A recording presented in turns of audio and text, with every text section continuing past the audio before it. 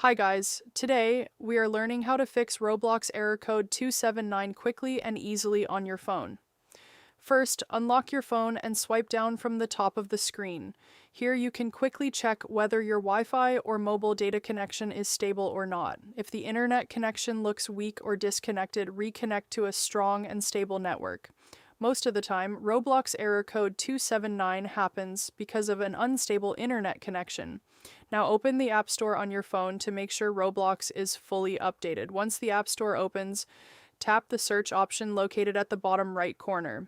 This section helps you quickly find apps and install the latest updates available. Keeping Roblox updated can fix bugs and connection-related problems automatically. After that, tap the search bar at the top of the screen and type Roblox. Once Roblox appears in the search results, simply tap on it to open the app details page.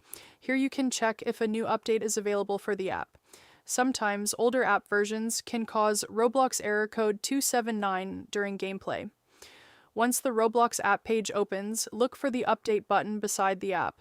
If the update option is available, tap on it and wait for the installation to complete. Updating the app refreshes important files and fixes many temporary errors automatically. After the update finishes, open Roblox again and check whether the issue is resolved. If the problem is still not fixed, restart your phone once.